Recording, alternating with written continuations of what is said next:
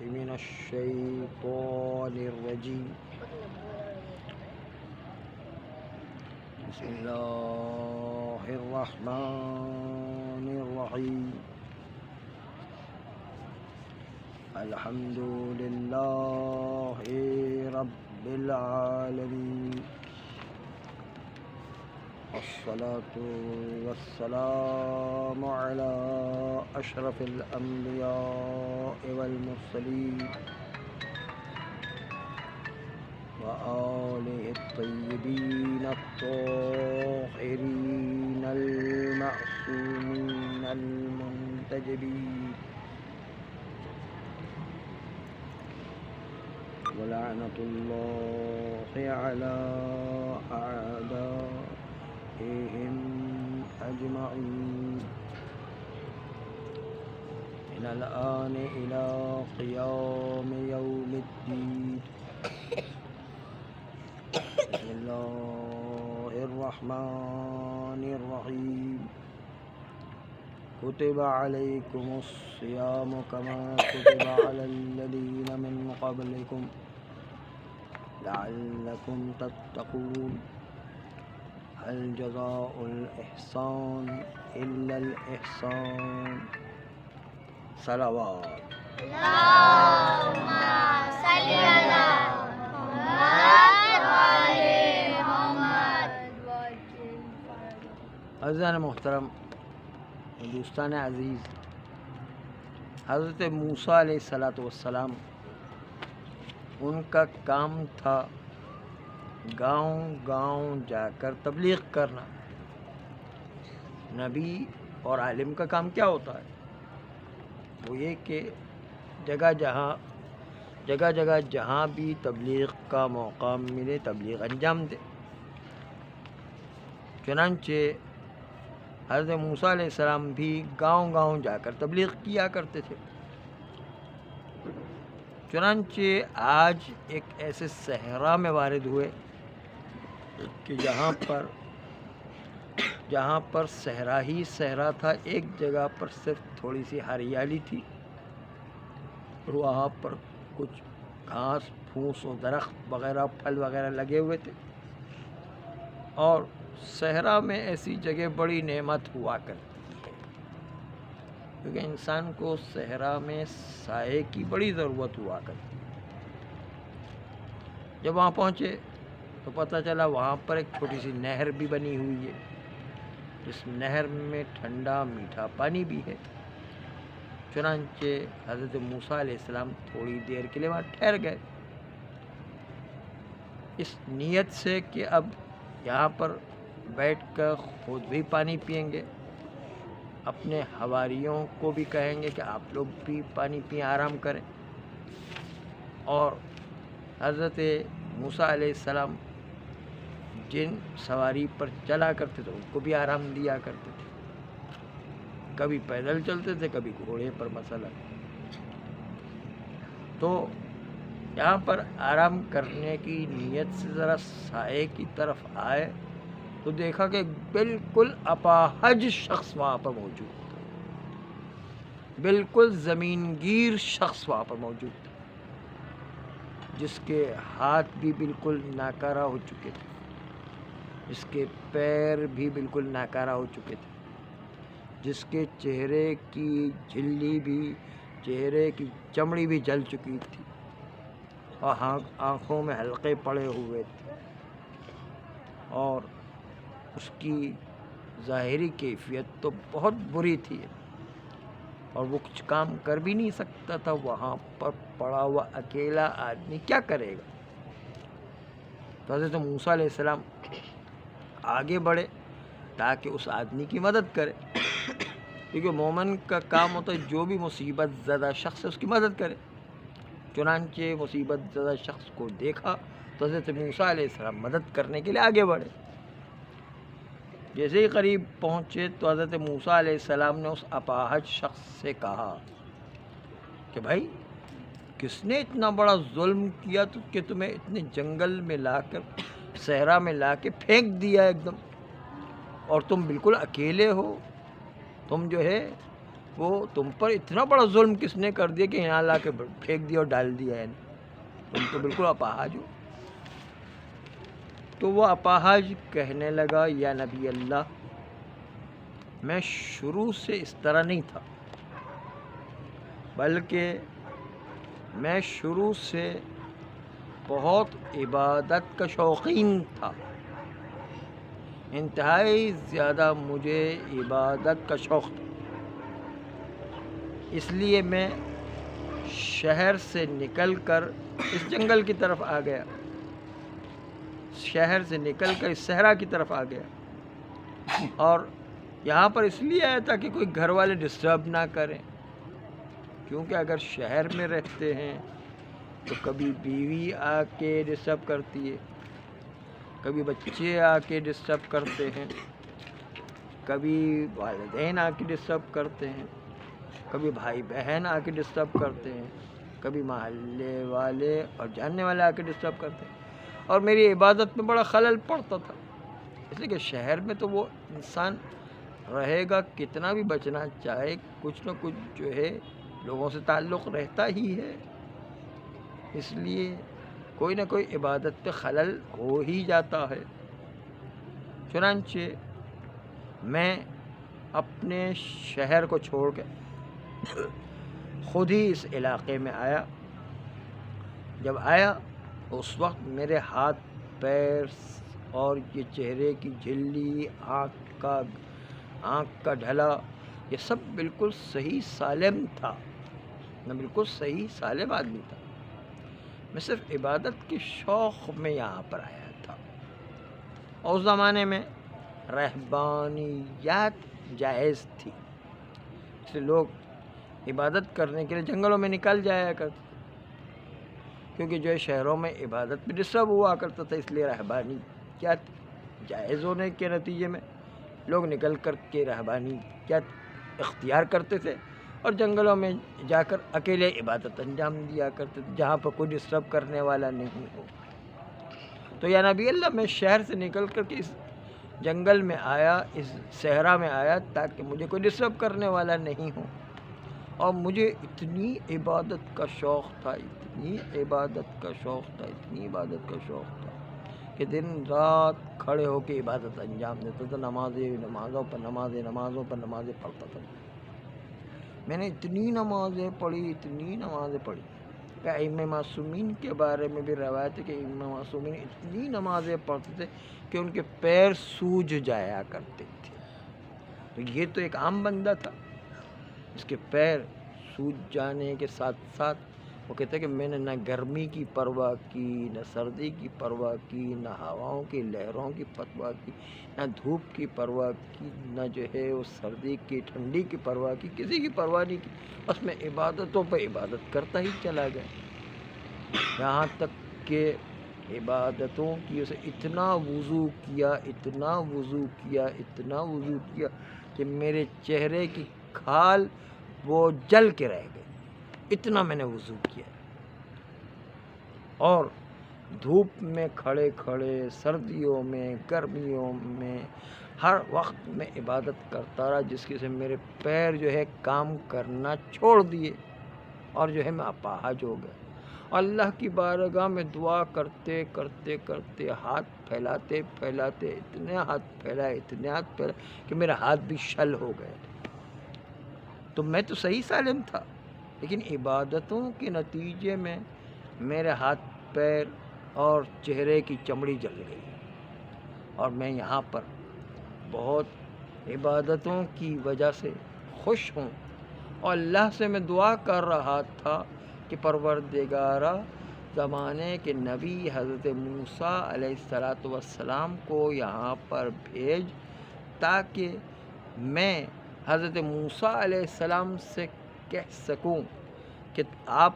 کوہ طور پر اللہ سے ملنے کے لیے جاتے ہیں، تو وہاں پر میرا ایک سوال ہے، وہ حضرت موسیٰ علیہ السلام کے ذریعے سے خدا سے پوچھوانا تھا، اس لیے اللہ نے میری دعا بھی قبول کر لی، میرے عبادتوں کی اتنی عظمت تھی کہ اللہ نے آپ کو یہاں پر بھیج دیا، آپ یہاں پر آ گئے، اللہ کا شکر ہے، میری دعا قبول ہو گئی۔ اس کے نتیجے میں حضرت موسیٰ علیہ السلام نے کہا اچھا آپ کا سوال کیا ہے؟ کہا کہ پروردگار عالم سے سوال کرنا کہ میں نے اتنی عبادتیں کی، چہرہ جل گیا، پیر شل ہو گئے، ہاتھ دعائیں مانگ مانگ کے شل ہو گئے، آنکھ کے اندر ڈھیلا پڑ گیا، اتنی دعاؤں کے نتیجے میں، میری اتنی عبادتوں کے نتیجے میں اب میرا مقام جنت میں حضرت موسیٰ علیہ السلام کے برابر ہے یا اس سے بھی کچھ اونچا مقام ہے؟ یہ جو ہے میرا سوال کہ میرا مقام کتنا ہوگا؟ میں حضرت موسیٰ علیہ السلام ان کے درجات میں ہوں گا یا ان سے بھی اونچے مقام پر ہوں گا؟ حضرت موسیٰ علیہ السلام بھی اس کی عبادت پر بڑے دنگ تھے، حیران تھے کہ کیسی عبادت بندہ انجام دیتا ہے، کیسی دعائیں مانگتا ہے، کیسا وضو کرتا ہے کہ انسان نے اپنے آپ کو بالکل ختم کر دیا عبادت میں، اس کی کیسی عبادت ہے۔ حضرت موسیٰ علیہ السلام بھی حیران تھے۔ تو کہا کہ یا نبی اللہ، جب آپ کوہ طور پر جائیں تو میری طرف سے اللہ سے یہ سوال کر لینا کہ پروردگارا میں نے عبادتیں اتنی انجام دی ہیں تو اب میرا مقام جنت میں حضرت موسیٰ کے برابر ہے یا اس سے بھی کچھ اونچا مقام ہے؟ یہ سوال میرا پروردگار عالم سے پوچھ لیجیے گا، تاکہ جو بھی جواب پروردگار عالم کا ہو واپسی میں وہ جواب مجھے بتاتے ہوئے جائیے گا۔ حضرت موسیٰ علیہ السلام نے کہا ٹھیک ہے، ایک مومن کا کام ہے تو وہ عام مومن کا کام کیا کرتا ہے، تو وہ تو نبی خدا تھے، اس لیے کیوں مومن کا کام انجام نہیں دے؟ کہا ارے بندے خدا، اگر تم مجھے یہ سوال نہ بھی کرتے تو بھی میں خدا سے سوال کرتا تمہاری عبادتوں کو دیکھنے کی وجہ سے کہ اس بندے خدا کا مقام بارگاہ الہی میں کتنا ہے۔ چنانچہ تم نے تو خود ہی سوال کر لیا، اب میں جا کر پروردگار عالم کی بارگاہ میں تمہارے بارے میں سوال کروں گا کہ تمہارا اللہ کی بارگاہ میں کیا مقام ہے۔ چنانچہ حضرت موسیٰ علیہ السلام اس بندے خدا سے جو اپاہج تھا، ڈس ایبل تھا، جو بالکل زمین گیر ہو گیا تھا، اس سے خداحافظی کی، اور خداحافظی کرنے کے بعد کوہ طور پر چلے، جو حضرت موسیٰ علیہ السلام تقریباً مہینے میں پہاڑ پر اللہ سے ملنے کے لیے جایا کرتے تھے، اور ایک درخت سے اللہ کی آواز آیا کرتی تھی، اللہ کی آواز درخت سے نکلا کرتی تھی، اس کو حضرت موسیٰ علیہ السلام سنتے تھے، اور وہاں درخت سے جو آواز آتی تھی وہیں پر بات اللہ سے کیا کرتے تھے، اور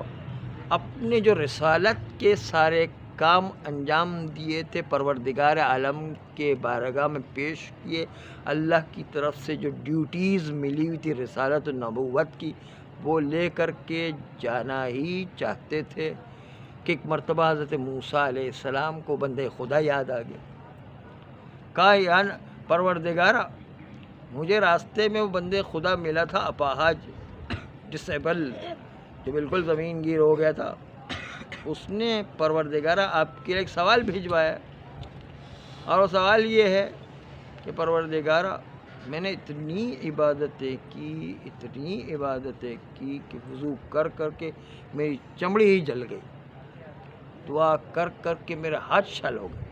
اور کھڑے رہ کر نمازیں پڑھ کر جو میرے پیر شل ہو کر کے رہ گئے، پیرالائز ہو گئے، اور میں اب بالکل ایک جسم کا ڈھانچہ بن کر کے رہ گیا۔ حضرت موسیٰ علیہ السلام نے اس اپاہج سے پوچھا تھا کہ بھائی تم بتاؤ کہ تم یہاں رہتے ہو، اکیلے رہتے ہو، تو بہرحال کھانے پینے کا تمہارا کیا ہوتا ہے؟ تم کس طرح کھا پی کر زندگی گزارتے ہو، پر انسان کو کھانے پینے کی حاجت تو ہوتی ہے، تو کیسے تم کھانے پینے کا انتظام کرتے؟ کہا یا نبی اللہ، آپ بھی کمال کرتے ہیں، اگر کوئی چلتا پھرتا راستے کا آدمی ہوتا اور مجھ سے یہ سوال کرتا تو میں تعجب نہیں کرتا۔ آپ تو نبی خدا ہیں، آپ کو پتہ ہے کہ جو راہ خدا میں نکل کر کے کوئی کام انجام دیتا ہے تو اللہ اس کو راہ خدا میں چلنے کے سے اکیلا نہیں چھوڑتا ہے، کبھی اس کا مددگار اللہ ہی ہوا کرتا۔ نبی خدا، آپ کو یہ بتانے کی کیا ضرورت ہے؟ ارے میں یہاں پر جب رہا کرتا ہوں تو ہر شام کو ایک اڑتا ہوا بڑا پرندہ آتا ہے، اس کے چونچ میں ایک انار ہوتا ہے، غالباً وہ جنت کا انار ہوگا۔ وہ انار ہوتا ہے اور آنے کے بعد وہ انار کو رکھ کر اس انار کو اپنے چونچ سے توڑتا ہے، توڑنے کے بعد ایک ایک دانہ نکال کر میرے منہ میں ڈالتا ہے، اور میرے منہ میں اس طرح ڈالتا ہے جس طرح پرندہ اپنے بچے کے منہ میں کھانا و غذا دیا کرتا ہے، اس طرح وہ پرندہ میرے منہ میں انار کا ایک ایک دانہ ڈالتا ہے۔ وہ بڑا سا پرندہ آتا ہے اور جو ہے وہ جنت کا انار لے کر آتا ہے، وہ میرے منہ میں ایک ایک دانہ ڈالتا ہے،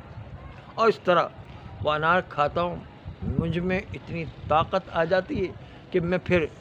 پورا دن عبادت کرتا ہوں، مجھے پتہ ہی نہیں چلتا ہے۔ اور اس طرح کئی سال گزر گئے، وہ پرندہ آتا ہے، مجھے غذا اور انار کھلاتا ہے، اور اس سے میں عبادتیں انجام دیتا ہوں، مجھ میں طاقت پیدا ہو جاتی ہے۔ اس انار میں اتنی طاقت ہوتی ہے کہ پورا دن وہ ایک انار میرے لیے کافی ہوتا ہے۔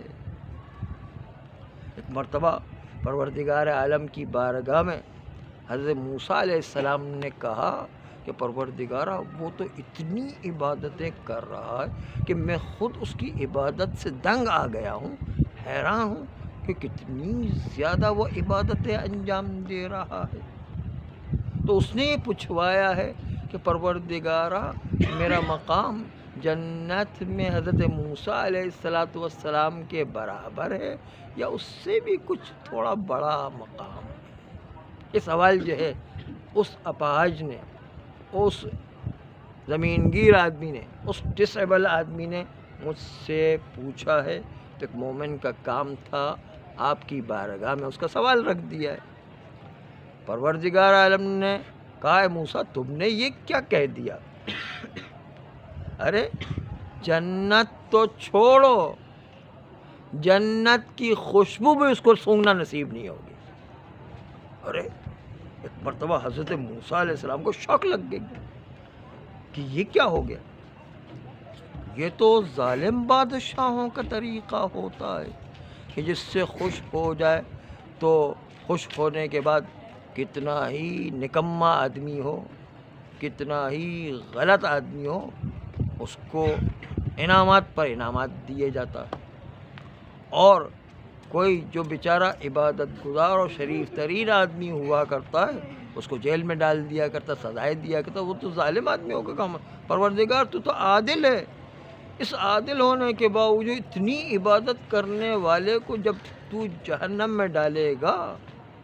تو آخر اس کی کوئی وجہ تو ہوگی۔ کتنی عبادتیں کر کر کے اس نے اپنے پیر چھل کر لیا، ہاتھ چھل کر دیا، چہرہ جل کر کے رہ گیا، اس کے باوجود تو کہتا ہے کہ میں اس کو جہنم میں ڈالوں گا۔ یہ کیا بات ہے؟ پروردگار آخر اس کی وجہ کیا ہے؟ کہا وجہ اس کی یہ ہے، وجہ اس کی یہ ہے کہ وہ پرندہ سالوں سے اس کو انار لا کے دیتا ہے، اور لانے کے بعد ایک ایک دانہ کر کے اس کے منہ میں ڈال کے اس کو کھلاتا ہے، لیکن اس بندے خدا نے آج تک اس پرندے سے نہیں پوچھا کہ بھائی کچھ دانے تم بھی کھا لو، تم اتنی زحمت کر کے لا رہے ہو۔ مجھ پر اتنے سال سے احسان کر رہے ہو، احسان کرنے کے باوجود تم نے جو ہے کبھی جو ہے اس پرندے کو نہیں پوچھا کہ تم بھی جو ہے کچھ دانے انار کے کھا لو۔ جو شخص اس کے لیے اتنے احسان کا وسیلہ ہو گیا تھا اس کو کوئی پوچھا ہی نہیں، اس کو وہ اتنا مخلوق خدا سے غافل ہے، جو احسان کرا اس کے احسان کا بدلہ چکانے کو اتنا احسان فراموش آدمی ہے۔ جو احسان فراموش آدمی ہوتا ہے تو اس کی ہماری نگاہ میں کوئی اہمیت نہیں۔ جو بندوں کے احسان کو نہیں مانتا ہے تو وہ ہماری بارگاہ میں بھی درگاہ ہے، پروردگار عالم میں بھی راندہ درگاہ خدا ہوا کرتا۔ اس لیے اس کو جنت تو کیا جنت کی خوشبو بھی سونگنا نصیب ہوگا، نہیں وہ جہنم میں جائے گا۔ یہ تو پروردگار عالم کی بات، یہ تو خدا وحدہ لا شریک کی آواز تھی، یہ کوئی ظالم بادشاہ کی آواز نہیں تھی، عادل بادشاہ کی آواز تھی۔ حضرت موسیٰ کی سمجھ میں آ گئی بات۔ ایک مرتبہ واپس لوٹے حضرت موسیٰ علیہ السلام، اور واپس لوٹنے کے بعد ایک مرتبہ جب واپس پلٹے، ویسے تو وہ اپاہج آدمی انتظار ہی کر رہا تھا، وہ تو اس خوشی میں تھا کہ میرا مقام حضرت موسیٰ علیہ السلام یا اس سے بھی کچھ بالا تر مقام ہوگا، وہ تو یہ جواب سننے کا انتظار کر رہا تھا۔ اس لیے حضرت موسیٰ علیہ السلام جو ہے ان کے تو جو ہے آنے کا انتظار ہی کر رہا تھا۔ ایک مرتبہ حضرت موسیٰ علیہ السلام نظر آئے، کہا ہاں حضرت موسیٰ علیہ السلام یا نبی اللہ، پروردگار عالم نے میرا کیا جواب دیا؟ پہلے پوچھ لیا اس نے کہ میرا کیا جواب؟ ایک مرتبہ حضرت موسیٰ علیہ السلام بڑے ڈرتے ڈرتے ٹھٹکتے ٹھٹکتے ایک مرتبہ کہا کہ پروردگار عالم نے کہا تمہیں جنت تو کیا جنت کی خوشبو بھی سونگنا نصیب ہو نہیں ہو، بلکہ اللہ نے تمہارے لیے جہنم رکھی ہے۔ ایک مرتبہ وہ بھی حیران ہو گیا کہ اتنی عبادتیں کرنے کے بعد بھی میرے لیے جہنم۔ کہا یا نبی اللہ، آخر اللہ نے اس کی وجہ بتائی کہ کیوں، میری کیا غلطی تھی کہ جس کی وجہ سے اللہ نے مجھے جہنم لکھ دی؟ کہا ہاں تمہاری غلطی یہ تھی کہ وہ پرندہ جو اتنا تمہارا خیال کرتا تھا کہ روزانہ تمہیں انار لا کے کھلایا کرتا تھا اور سالہ سال سے تمہاری خدمت کر، تم نے کبھی ایک دفعہ بھی پوچھا اس پرندے سے کہ بھائی تم بھی کچھ یہ انار کے دانے کھا لو؟ تم نے کبھی اس مخلوق کا خیال رکھا جو تمہارے لیے وسیلہ نعمت تھا؟ جو وسیلہ ہوتا ہے اس کا بھی خیال کیا جاتا ہے۔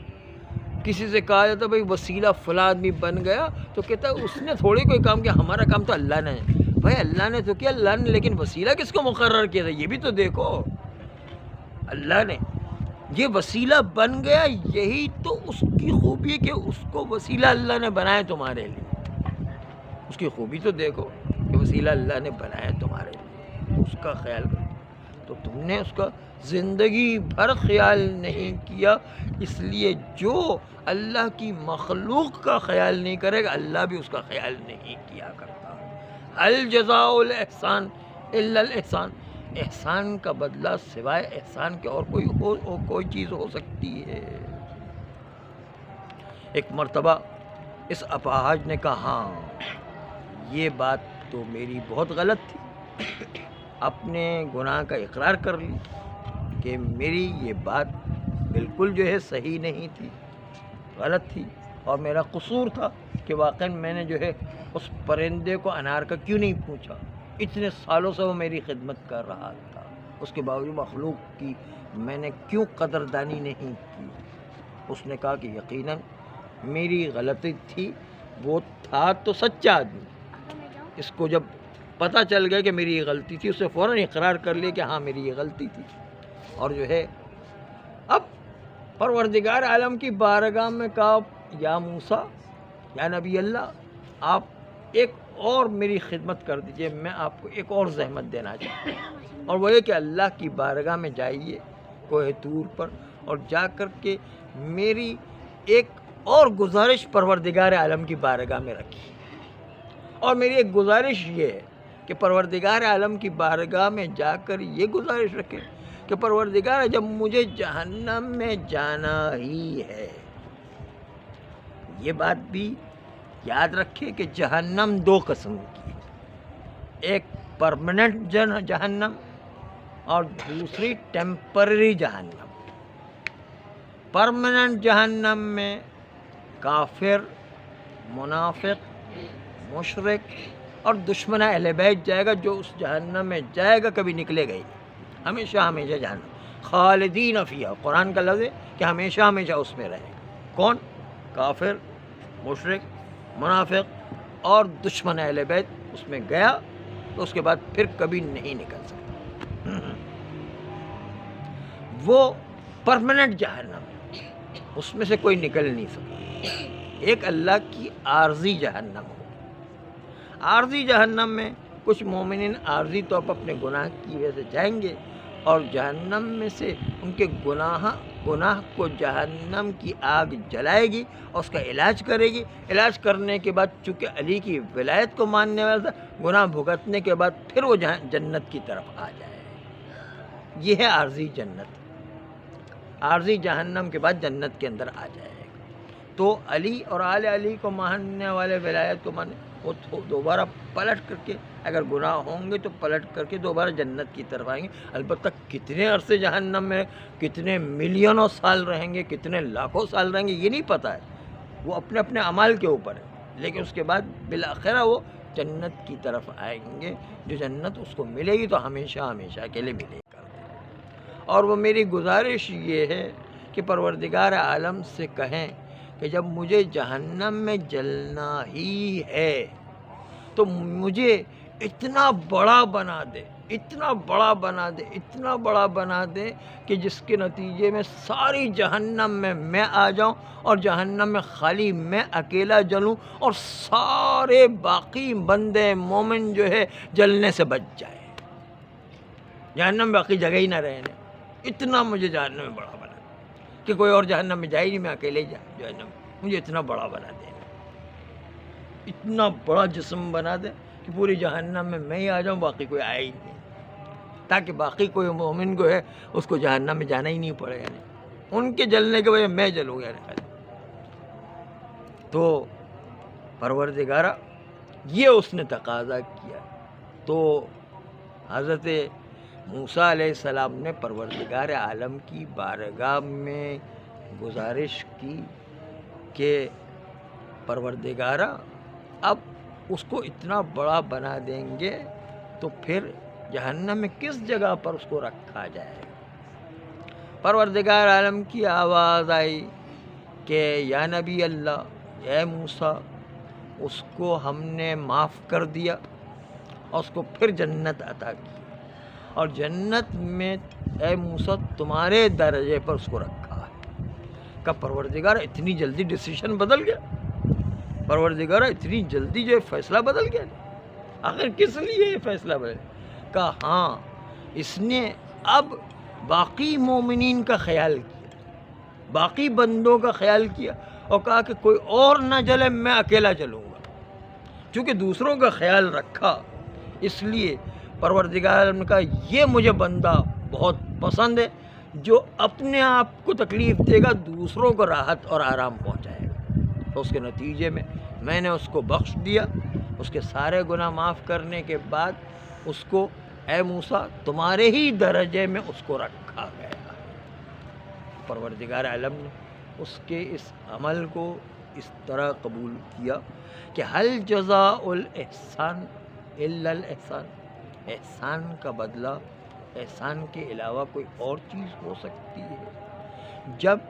اس واقعے میں پرندہ احسان کر کے اس کو انار لا کے دیا کرتے تو احسان کا بدلہ یہ تھا کہ اس کو بھی چاہیے تھا کہ انار اس کو بھی کھلائے، لیکن کبھی نہیں پوچھا۔ یہی بات ہم شریعت میں دیکھیں کہ نبوت و امامت اور دین ہمارے لیے اتنے احسانات لے کر آتا ہے، تو ہمارا بھی فریضہ ہے کہ ہم احسان کا بدلہ احسان سے چکائیں اور دین کی پرواہ کرے، ائمہ اور نبی کے لائے ہوئے پیغام کو جتنا ہو سکے اپنانے کی کوشش کرے، یہی احسان کا بدلہ احسان ہوگا۔ پروردگارہ ہمیں دین محمد و آل محمد پر عمل کرنے کی توفیق عطا فرما، ہمارے گناہ کبیرہ و صغیرہ کو معاف فرما، آئندہ بھی گناہوں سے بچنے کی توفیق عطا فرما، نسلاً بعد نسل ایسی اولاد عطا فرما جو روز قیامت تک امام زمانہ علیہ السلام کے سچے سپاہی قرار پائے۔ پروردگارہ حوزات علمیہ کی حفاظت فرما، مراج اعظام کی حفاظت فرما، انقلاب اسلامی ایران و عراق و لبنان و بحرین کی حفاظت فرما، ہم سب کو بھی امام زمانہ علیہ السلام کا سچا سپاہی قرار دے دے، ان کے اعوان و انصار میں شامل کر کے جامع شہادت نصیب فرما۔ ان اللہ ملائکتہ یصلون علی النبی یا ایھا الذین آمنوا صلوا علیہ وسلموا تسلیما۔